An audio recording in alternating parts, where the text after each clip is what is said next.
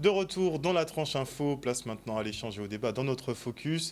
Et comme je vous l'annonçais en début d'émission, ce soir nous allons traiter plusieurs thématiques, à savoir la journée sans accident qui est organisée par l'association Handicap Guadeloupe. Ce sera ce dimanche 10 à partir de 9h30. Nous parlerons aussi de la Sainte-Barbe puisque le SDIS de Guadeloupe et l'Union départementale des sapeurs-pompiers organisent une série d'actions du 8 au 17 décembre prochain. Et à cet effet, donc, je reçois dans un premier temps pour la journée sans accident, Monsieur Panol, président d'Handicap Guadeloupe. Bonsoir, Monsieur Panol. Bonsoir. Vous êtes en compagnie de Nadine Poulot, la secrétaire de l'association Handicap Guadeloupe. Pardonnez-moi. Bonsoir. Bonsoir. Nous avons pour l'autre plateau Sylvain Cural, qui est sapeur-pompier, qui est au service de communication du SDIS. Bonsoir, Monsieur Cural. Bonsoir Harold, bonsoir à tout le monde. Et vous accompagne donc pour la Sainte-Barbe Lydia Stralka, trésorière de l'Union départementale des sapeurs-pompiers. Bonsoir Madame Stralka. Bonsoir à tous. Alors on va commencer avant de rendre hommage effectivement à nos soldats du feu, mais pas que, puisque vous intervenez beaucoup aussi sur la voie publique en cas d'accident. Avant de parler de vos hommages, eh bien, on va parler de cette journée sans accident organisée par Handicap Guadeloupe. Pourquoi l'organisez-vous ? Parce qu'il y a trop de morts sur nos routes, sur ce petit territoire qu'est la Guadeloupe. Même s'il fait bon y rouler, y vivre, il y a quand même trop d'accidents. Il faut arrêter le massacre. On est quasiment à 33 morts depuis le début de l'année. C'est à Même 34, on est déjà passé à 34. Déjà. Donc on est à presque 3 morts par mois. Ce n'est plus possible. Beaucoup trop. Est-ce que vous pensez qu'à force de sensibilisation, on arrivera quand même à inverser ces tendances ? Parce qu'on a du mal quand même. On n'a pas le choix. C'est-à-dire qu'il faut, malgré ce catastrophisme, continuer donc à demander, à insister, à persister, à persévérer. C'est un sacerdoce qu'il faut accomplir et il faut y aller tous ensemble. Donc, la journée sans accident sera organisée ce dimanche, mais au-delà de ça, toute l'année, effectivement, vous sensibilisez. Totalement. Toute l'année, nous menons diverses actions autour de la sécurité routière en collaboration avec le service de la sécurité routière et aussi le SDIS. Donc, le 10 décembre, oui, on va se lancer comme défi un dimanche sans accident, donc 0 accident le 10 décembre. Mais pourquoi pas ? Ça semble compliqué, parce qu'il n'y a pas que des accidents mortels, il peut y avoir aussi des accidents légers, accidents quand même graves au niveau matériel.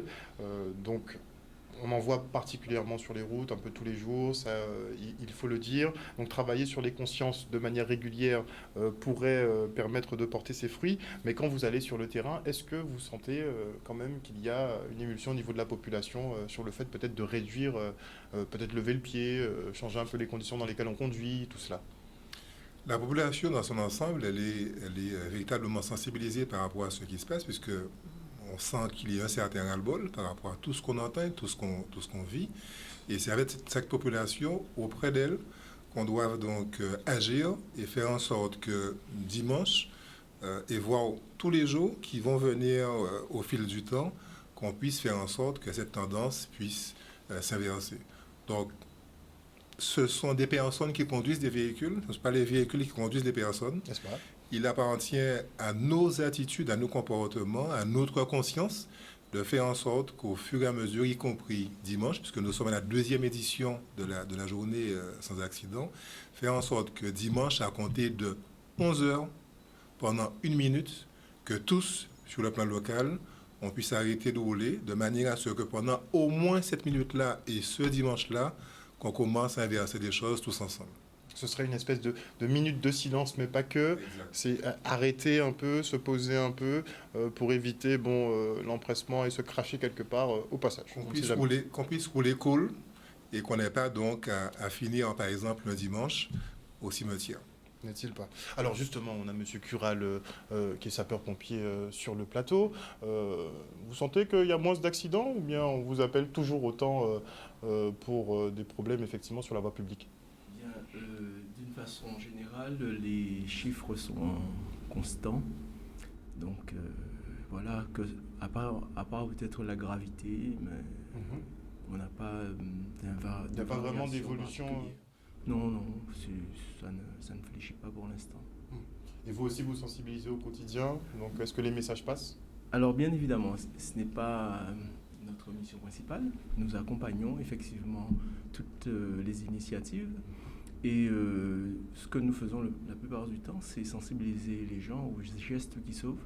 C'est une façon aussi d'atteindre les consciences en leur montrant le degré de gravité, par exemple, sans fatalité, mais la difficulté qu'il y a à secourir.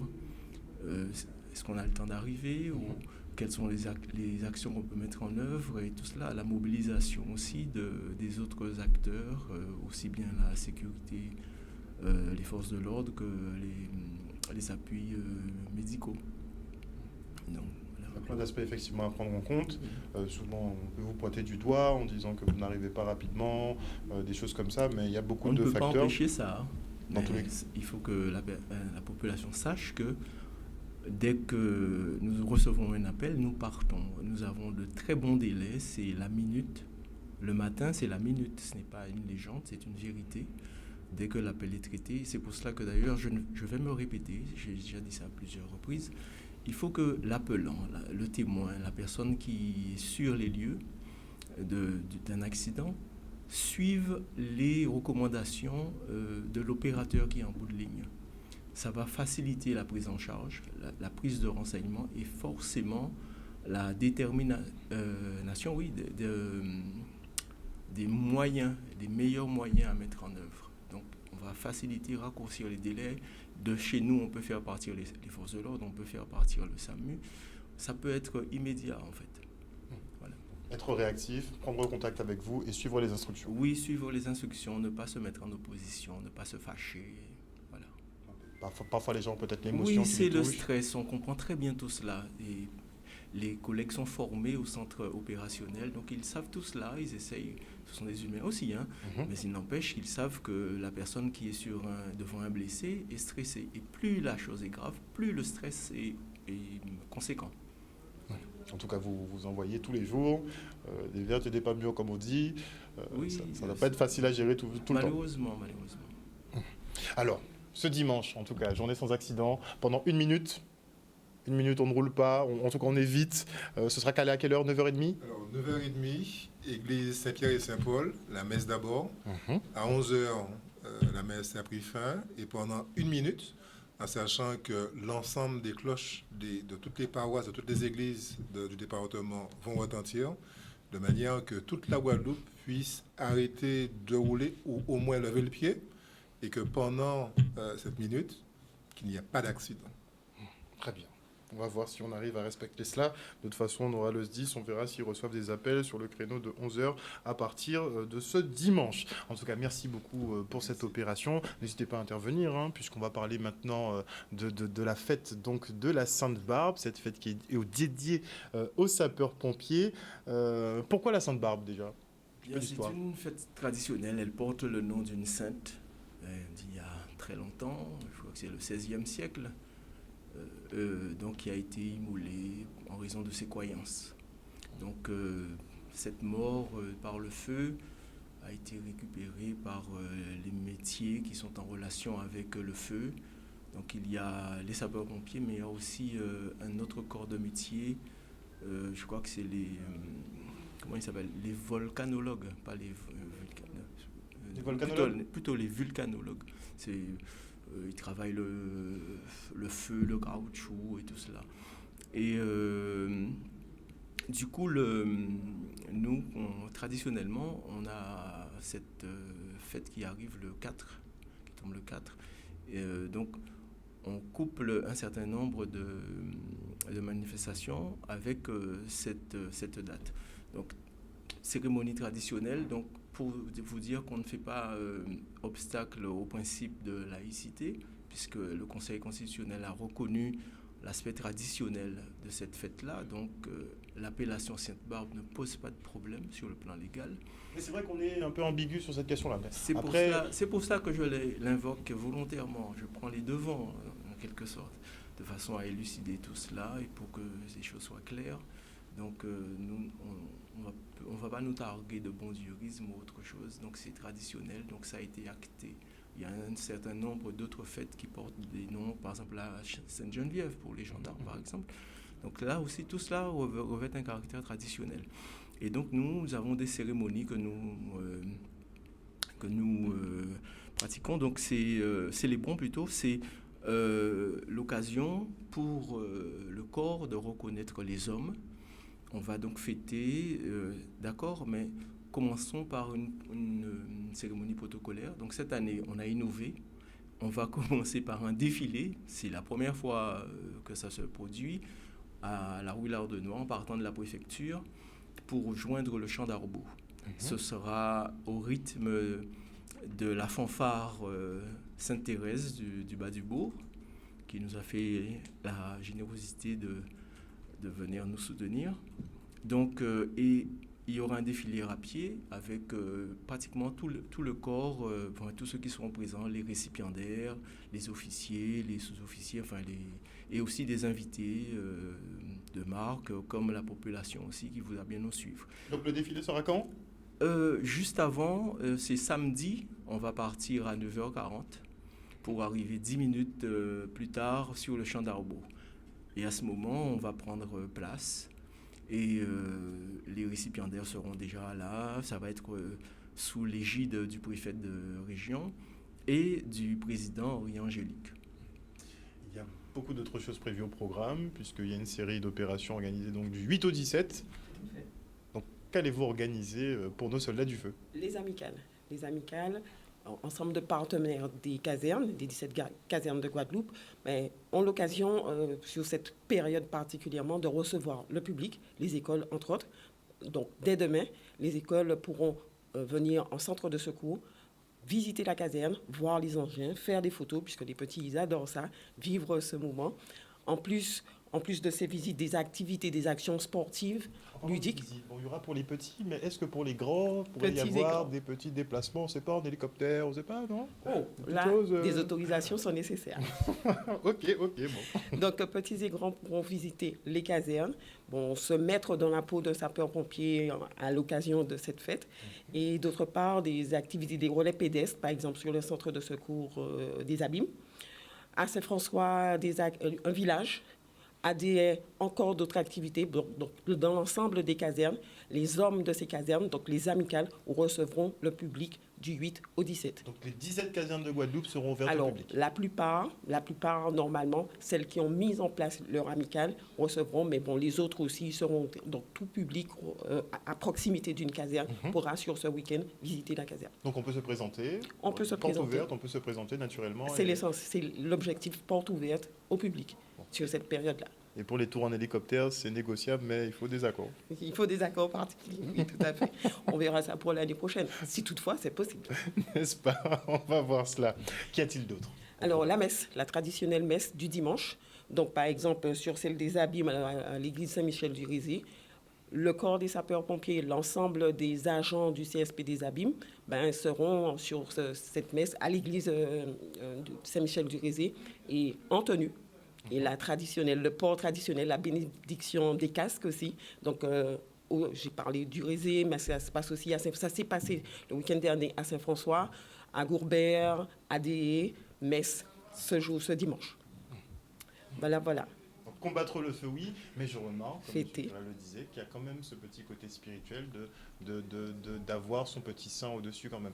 Et quand on regarde effectivement l'opération de M. Panol, donc de ce dimanche pour la journée sans accident, il y aura également la messe. Donc toujours ce petit aspect spirituel à mettre en avant, c'est très important. Très important. Très important parce que sur la route, il y a des gens qui perdent la vie. C'est généralement un acte violent. Les parents ont besoin de paix, les âmes qui sont trépassées en ont aussi besoin. Donc c'est aussi la voie qui puisse permettre et aux familles endolories qui restent de pouvoir se diriger et avoir une certaine paix. Je voudrais Allez-y. tout de même que cette période est aussi, permet les actions vis-à-vis du Téléthon. Et nous aurons à proposer ce calendrier. C'est le calendrier de l'année 2024, le dernier sorti. Donc les JSP, jeunes sapeurs-pompiers, vous proposeront... Ils ont joué le jeu et on fait un calendrier. Tout à fait. Ça, c'est sympathique, ça, par contre. Voilà. Est-ce qu'il y a des photos un peu, non, un peu chaudes? Justement, on a sélectionné les jeunes. Donc, ce calendrier représentera, si on peut dire, l'ensemble des jeunes qui participent et qui préparent la relève des sapeurs-pompiers de Guadeloupe. Super. Voilà.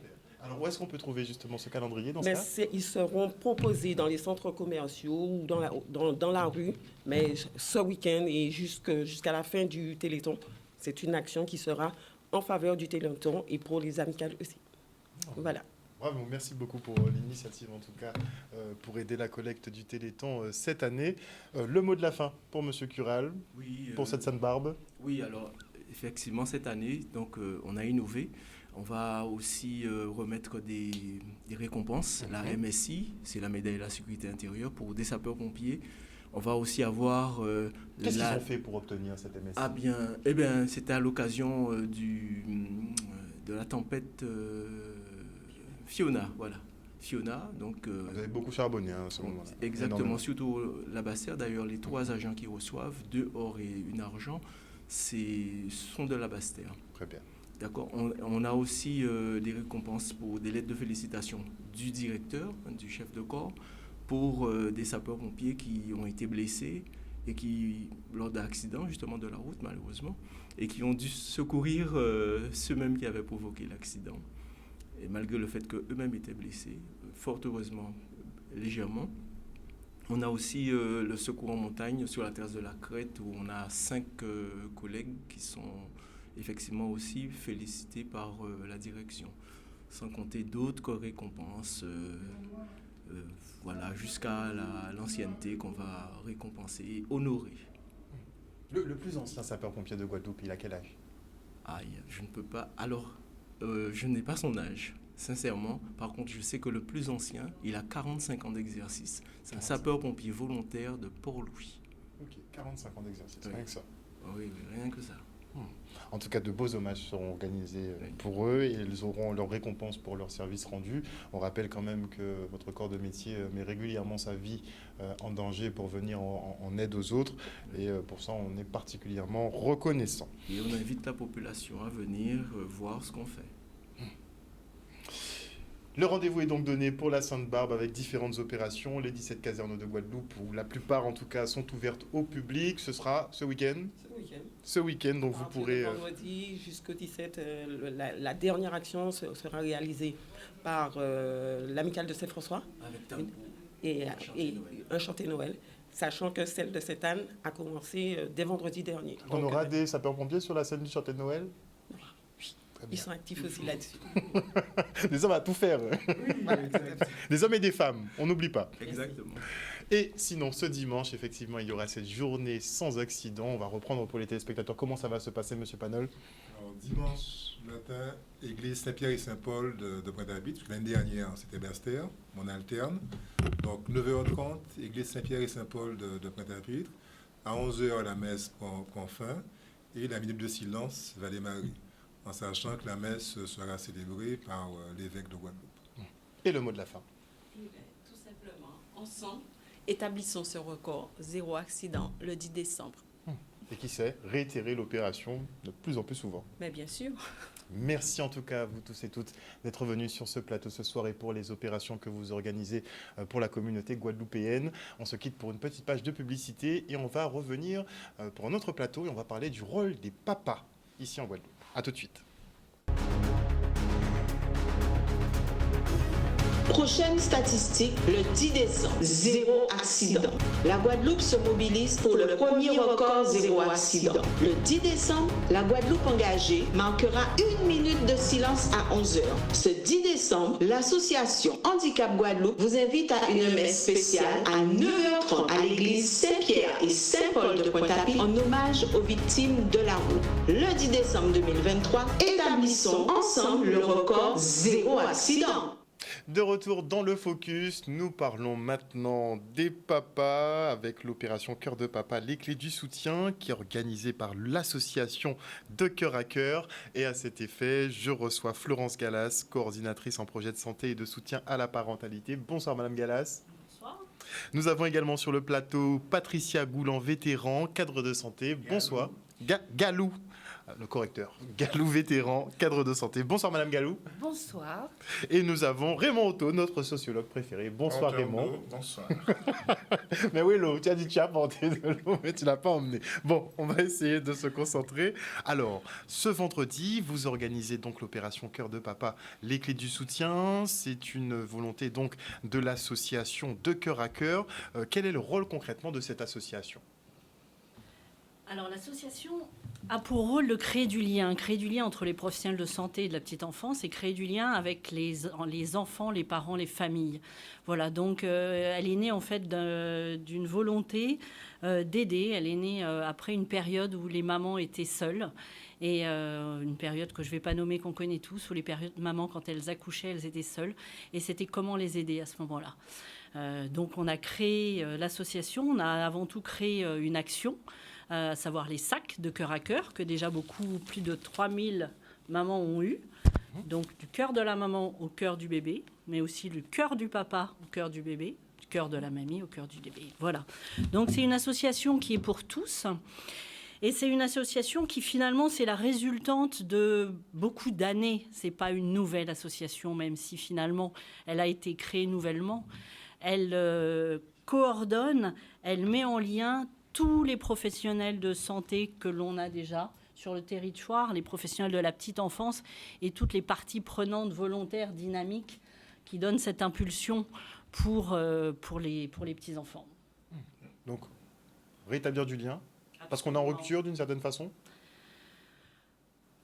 Je ne sais pas, rupture, pas pour tout le monde. On ne peut pas dire rupture pour tout le monde, mais en tout cas, ce lien qu'il y a besoin. Il y a besoin de recréer du lien, il y a besoin de recréer de la confiance aussi.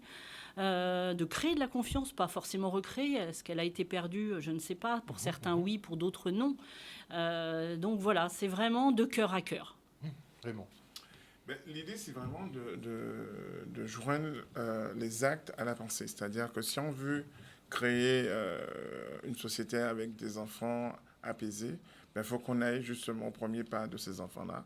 C'est la conception. Donc, ça permet aux pères, justement, plus qu'hier, d'être intéressés dans tout ce parcours de vie et singulièrement dans le sac, ce que Florence va détailler tout à l'heure, c'est qu'il y a un certain nombre une documentation qui lui permet de comprendre déjà un autre concept sur lequel on a beaucoup échangé, toi et moi, les 1000 jours de l'enfant.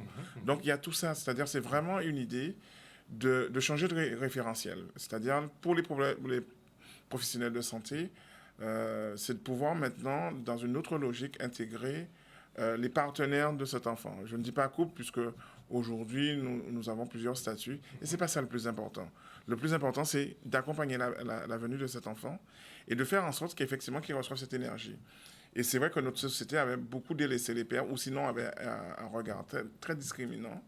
Et là, non, on a décidé effectivement avec un certain nombre de professionnels de reprendre cette idée-là et de la reprendre positivement. Se dire, on ne fait pas fi du passé, mais on va construire un avenir autre. Et c'est vraiment ça l'idée de demain, lors de la rencontre, c'est d'abord de présenter aux professionnels, d'échanger sur le concept de justement Papa 3.0, puisque là aussi, on s'est rendu compte que notre société n'évolue pas que la nôtre.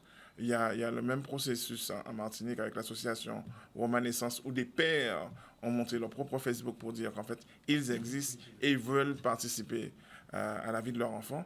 Et peut-être que ça va choquer notre société, mais je crois qu'il faut laisser ce tournant se mettre en place gentiment parce que la question de la petite enfance, pendant longtemps, on l'a sectorialisée aux femmes et aujourd'hui, il faut revenir aux parents de cet enfant, tout simplement. Ah, Madame Galou-Vétéran.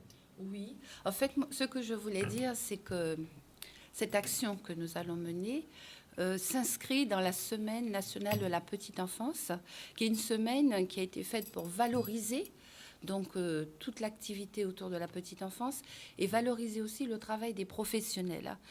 Et en fait, on s'est rendu compte, c'est pour ça qu'on démarre d'abord avec cette action auprès des professionnels, c'est que souvent, Les professionnels, concernant en tout cas les pères ou le second parent, les professionnels, effectivement, ne s'interrogeaient pas sur la place de ce père, de ce second parent. Un peu inexistant, carrément. Oui, on sait qu'il est là, mais en réalité, on ne l'interpelle pas, on l'interroge pas, on ne l'intègre pas au moment donc de la prise en charge de l'enfant. Et Florence, Madame Gallas, elle l'a dit, quand il y a eu la période du Covid, finalement, qui c'est qu'on voyait auprès de la maman? On voyait le père. Finalement, c'est lui qui servait de lien. Là, il était présent. Et post-Covid, quand on a dit qu'il faut recréer des liens, c'est-à-dire, en fait, ce père qui était là pendant cette période, il faut continuer à le garder et à lui laisser jouer son rôle. Et donc, on s'est dit, les professionnels, il va falloir aussi qu'ils réfléchissent à ce qu'ils font. À savoir, quand on est en consultation ou quand on accueille un enfant dans une crèche, oui, le papa, on ne va pas toujours dire « Est-ce que la maman a ?» Non, le papa, il est là, demande-lui. Est-ce que vous pouvez nous dire ce que l'enfant a mangé? Est-ce qu'il a bien dormi? Il peut répondre. Et souvent, ils n'attendent que ça. Donc, la manifestation de demain, c'est surtout pour que les professionnels, en première intention, s'interrogent sur leur posture, qui perdent un petit peu l'idée de dire on est des sachants, on sait, et c'est une affaire de femmes. Non, pas que. Oui, c'est une affaire de femmes et d'hommes. Les deux sont concernés. Tout à fait. Puisqu'on était deux à la fabrication aussi, n'est-ce pas? Certainement. À minima. Oui. À minima. Effectivement, à minima. Donc il faut donc un peu respecter finalement la place du papa lors effectivement de la naissance de bébé. Donc c'est un peu le rôle donc de l'association et de la journée de demain, spécialement donc à des professionnels uniquement. Uniquement des professionnels, oui. Et il y a de très très bons professionnels qui laissent réellement la place au papa. C'est d'ailleurs. Ils sont pas trop rares peut-être? Je ne pense pas qu'ils soient trop rares. D'ailleurs, la démarche vient de professionnels en disant les papas sont là. Et il faut maintenant leur parler. Donc là, c'est harmoniser, peut-être avoir des échanges, se donner des clés, justement, les clés du soutien. Mais beaucoup de professionnels, quand on interroge d'ailleurs beaucoup de papas, les nouveaux papas, les plus jeunes papas, ils osent et ils se font écouter.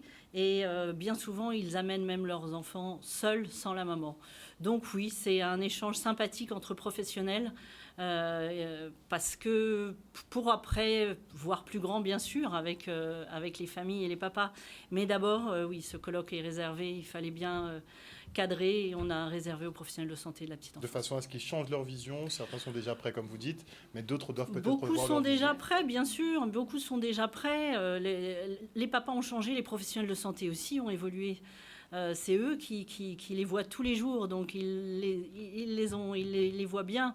Maintenant, voilà, c'est aussi se donner des clés et puis s'interroger, parce que c'est toujours intéressant de s'interroger, et puis communiquer, parce qu'on apprend beaucoup de l'autre. Donc demain soir, effectivement, le colloque va servir à ça.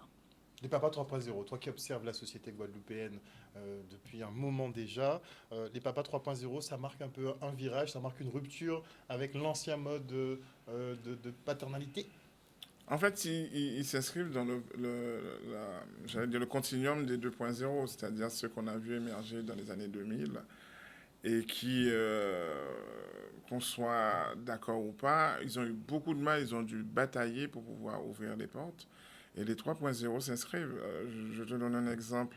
Je t'ai parlé de Romanescence, mais je peux te parler de l'association qui a été faite par Silencieux, Papa Doubout, où effectivement ces pères se battent pour justement qu'ils soient présents dans la vie de leurs enfants, mais aussi dans toutes les décisions les concernant.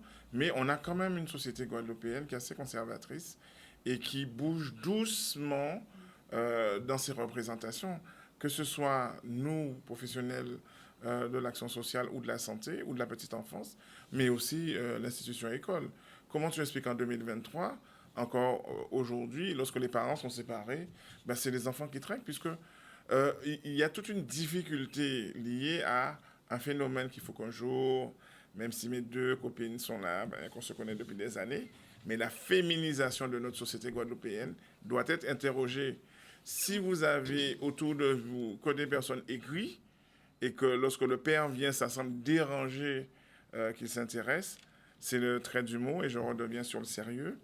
Et il nous faut aujourd'hui, pour les papas 3.0, puisqu'on est dématérialisé, on est dans tout ça, ben, qu'ils puissent avoir des forums, qu'ils puissent avoir des échanges, parce qu'eux aussi, ils veulent savoir l'évolution de la santé de leurs enfants, et qu'on ne peut plus les déresponsabiliser en disant qu'ils ne vont pas comprendre, et que c'est la chose de la mère. Ça ne les intéresse pas. Ou qu'on ne les intéresse pas, parce que c'est un discours, et Florence a raison de dire effectivement que les nouveaux papas sont devenus extrémistes, c'est-à-dire qu'ils sont présents et ils défoncent les portes. Ils ont besoin qu'on leur parle en direct et non pas par courrier et votre compagne, votre femme va vous traduire. Et ça ne remet pas en question le travail des professionnels de soins. Qu'on soit très clair, mon propos est sur le virage de la société. C'est-à-dire qu'il faut qu'on change de logiciel. On n'est pas une société de monoparentalité, expression qui a le don de m'irriter les poils. On est dans une société qui a besoin de se construire, apaisée, où chacun est à sa place.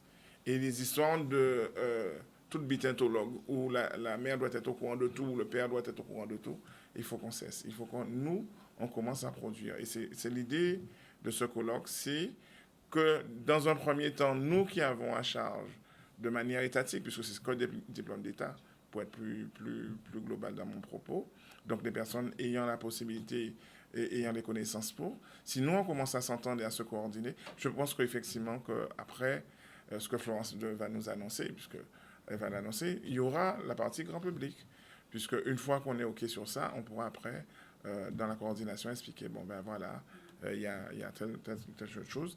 Et toute la documentation qu'il y a dans ce beau sac, ben, va dans ce sens, c'est-à-dire aujourd'hui, de donner des choses sur lesquelles les pères peuvent jouer, c'est-à-dire l'alimentation de l'enfant à chaque âge, la température, ce genre de choses, où souvent, je vais faire une dernière boutade, souvenez-vous, lorsque... Ah mais non, tiens, toi, lorsque tu as eu ton bébé et que tout le monde te surveillait lorsque tu donnais le biberon, parce que tu es capable effectivement d'attendre 9 mois, mais de lui donner un biberon trop chaud.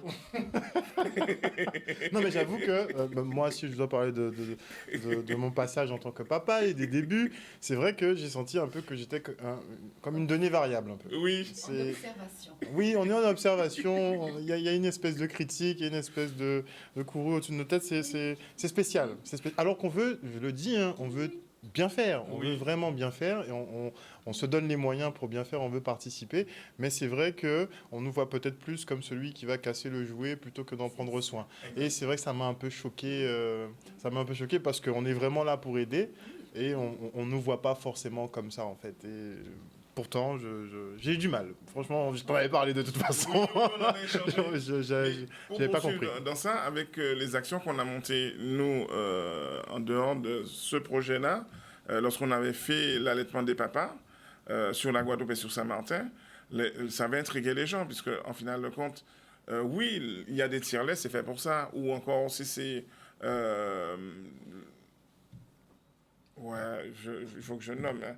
Dans son ancien boulot, en fait, il y avait déjà des préparations pour les jeunes enfants. Et donc, le père avait la possibilité, pendant que la mère se reposait, de pouvoir allaiter son enfant. Et donc, c'est vraiment un changement de mentalité sur lequel on est en train de travailler depuis quelques années. Et donc, lorsque Florence dit qu'en fait, ce n'est pas récent, c'est simplement un travail qu'on a commencé il y a 20 ans et qui trouve plusieurs aboutissements. Et j'espère que ça va continuer avec les nouveaux professionnels qui vont s'inscrire dans cette philosophie. Madame Gallo-Vétéran. Oui, moi, ce que je voulais dire, c'est que les études ont prouvé. On parle beaucoup des 1000 premiers jours où il faut avoir une attache particulière pour la famille, mais il faut qu'on entende parler de la famille au sens large. Et on sait que pour la construction de l'enfant, il y a besoin père-mère et aussi des aînés, bien sûr. Mais voilà, il y a nécessité que chacun joue son rôle. C'est pas un combat. Il n'y a pas de rivalité. Chacun doit rester à sa place. Et toutes les études le prouvent. L'enfant, pour sa construction, a besoin de ses parents, père, mère, ou en tout cas la personne qui a la figure paternelle, et aussi de l'entourage familial. Ça, c'est vraiment nécessaire. Parce qu'on le néglige beaucoup maintenant. Bien sûr. On voit les familles, avant on était très... tous ensemble, finalement, très en groupe. Et maintenant, c'est chacun forme sa petite cellule familiale de son côté. Et on a des interactions de temps en temps. Tout à fait. Ce qui veut dire que l'enfant, en grandissant, quand il a un souci, demander de l'aide, ça devient extrêmement compliqué pour lui. Oui. Voilà. On le fait grandir isolé, C'est alors ça. que nous grandissions pas forcément avec des familles élargies, mais le groupe social permettait d'avoir des amis qui pouvaient être des alternatives et relayer notre parole. Et c'est vrai qu'on l'a remarqué depuis quelques années, on a produit des isolats, d'autres références sont arrivées en matière de loisirs, ce qui fait qu'on a externalisé l'éducation de l'enfant. Et hier, j'étais avec une amie où on faisait le constat que de plus en plus, nous avons des enfants qui ont des troubles de l'attention et ou de la concentration. Mais lorsqu'on regarde bien, ce sont les histoires de vie. Comment arrive au monde cet enfant-là? Comment on accompagne les partenaires parents, père et mère? Et tout cela donne effectivement peut-être une impression qu'on a de plus en plus d'enfants séquelés, mais ils ne sont pas séquelés. C'est simplement, il faut qu'on repense ces premiers 1000 jours. Et pendant que tu es en train de dire ça, je pensais à notre pédiatre que nous aimons tous, qui est Dr Periane, qui, je me souviens, les premières fois, il a parlé des 1000 jours, et qui s'est battu bec et ongle pour que cette idée-là chemine, c'est-à-dire de la grossesse aux 2 premières années, qu'il fallait effectivement mettre l'accent, puisque c'est ce qui détermine le devenir de l'enfant. Et donc, il faut qu'on change nos logiciels, peu importe l'institution où on est, parce que les gens parlent aujourd'hui d'une société violente, mais il faut qu'on se pose les bonnes questions. Quelles sont les causes? Et non pas les conséquences. On dit que les enfants sont plus, justement, les enfants de la société que de leurs parents, dans tous les cas. Oui. Et peut-être, Frédéric, on revienne à... Ces généralités-là. Ouais. Pas tellement ces généralités-là. On dit on fait des tendances. Oui, il y a toujours des après, exceptions. chaque famille unique, chaque parent. Oui. Cette union en fait de ces professionnels arrive en fait grâce au papa, c'est ça que je voudrais leur dire. Tous ces jeunes papas, c'est pas le soutien à la parentalité qu'on entend beaucoup en ce moment et qui est très important bien sûr, mais c'est simplement des points d'aide pour certaines familles quand elles en ont besoin. Mais finalement, il est créé pourquoi? Pas pour leur dire faut que vous soyez là comme il y a quelques années. C'est parce qu'ils sont là, les nouveaux papas, qu'on doit s'interroger. Donc c'est vraiment grâce à eux, grâce à l'évolution de la société, qu'on en arrive à ces colloques et pas l'inverse. Et ça, je trouve ça très important de le dire, puisque les jeunes papas, ils ne sont pas les papas d'hier. Mais ça, Raymond, évidemment, va nous l'expliquer beaucoup mieux que ça, mais c'est une réalité. Donc tout simplement, ils disent, je veux avoir du contact avec mon fils, avec ma fille, je veux avoir de l'amour. Ils le disent tout simplement et ça s'arrête là. Donc nous, effectivement, professionnels, on doit aider, simplement accompagner chacun dans sa différence. Donc vous avez mis au point un petit kit. Est-ce qu'on peut avoir une idée de ce qu'il y a dedans? C'est Noël, donc il y a un jambon. Ça serait pas mal. Petit rhum. C'est une idée, Non, toutes pas les d'alcool. idées sont bonnes. C'est un sac évolutif, effectivement. Nous cherchons des cadeaux pour les papas. Bon, il y a eu des idées que je ne dirai pas, mais nous cherchons. Donc en fait, ce sac, c'est un sac évolutif qui est donné en fait à toutes les mamans, pas toutes encore, et les papas en fait au premier rendez-vous médical après la sortie de maternité, pas en maternité, après, dans toutes les PMI, le département est partenaire, je tiens à le signaler. Il est donné aussi par quelques pédiatres, quelques généralistes et des sages-femmes libérales. Il a été conçu en fait pour créer du lien donné, on en revenait, avec un protège-carnet de santé et de l'information médicale, de l'information utile, créée par les associations de chez nous, l'association guadeloupéenne de rééducation pelvie-périnéale. Il y a de l'information faite par un pédiatre, le docteur Plocos, sur la contraception postpartum.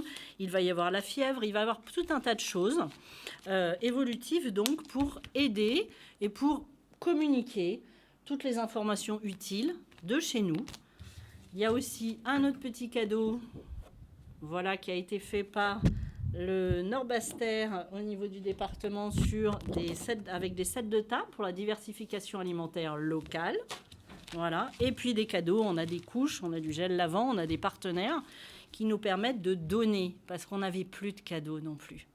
Et le cadeau, c'est un moyen de créer du lien quand on donne quelque chose. Une anecdote, juste une seule. Une puéricultrice qui partait en VAD, vous savez, visite à domicile où on pèse le bébé, on fait des contrôles. Donc au niveau des familles, ça peut paraître, oui, le contrôle. Quand elle donne le sac, la maman a pleuré. Voilà. Et donc là, on va avoir de l'information pour les papas, de l'information diverse et variée. Par contre, toutes les informations qu'il y a à l'intérieur ont été faites par des experts. Ça, c'est une certitude. Tous les produits qui sont à l'intérieur ont été validés également. Voilà. Donc ça, c'est très important de le dire. C'est un accompagnement, c'est une aide. Chacun le prend comme il veut. Il y en a qui vont lire, il y en a qui vont pas lire. Il y en a qui vont aimer certaines fiches, d'autres... Voilà, libre à chacun. Par contre, tout ce qui est à l'intérieur a été vraiment validé par des professionnels. Voilà. Merci. Donc, ce que je voulais dire par rapport à cet outil, c'est un outil. Florence l'a dit, c'est vraiment, c'est pas des prospectus, parce qu'on va dire les gens ils ont plein de prospectus à disposition. Non. Le concept, il est différent. C'est un outil, et cet outil est offert par un professionnel de santé. C'est-à-dire, c'est pas au hasard.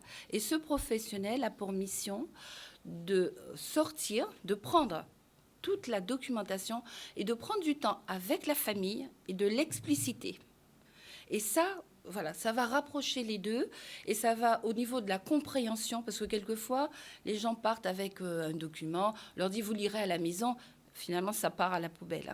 Là, on change la donne puisqu'il s'agit vraiment de permettre ce lien entre les acteurs de terrain et les familles.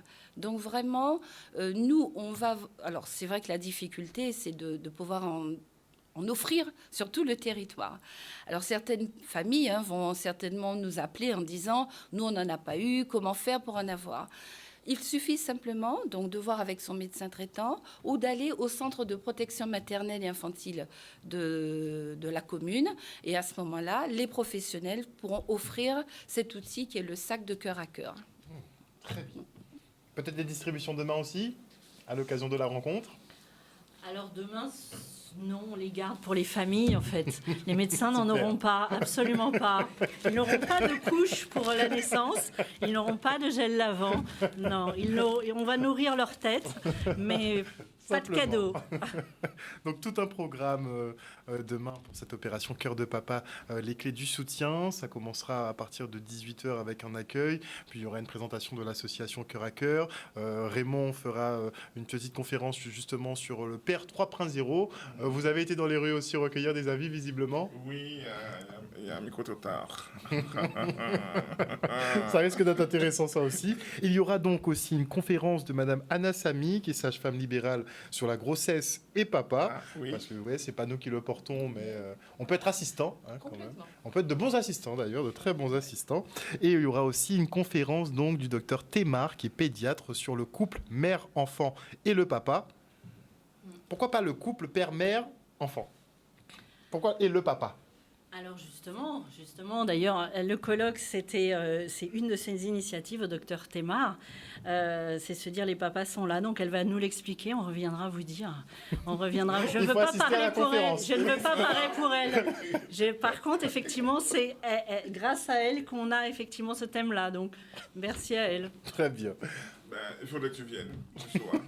Il faut donc suivre cette conférence. Ce sera au siège de l'URPS, donc le siège des médecins libéraux. Ce sera rue Gaston de Rocan aux Abîmes. Alors le colloque est plein. Et si on peut... Ah, il est déjà plein? Eh oui, le colloque est plein depuis des semaines. Je suis désolée. On fera certainement une autre édition.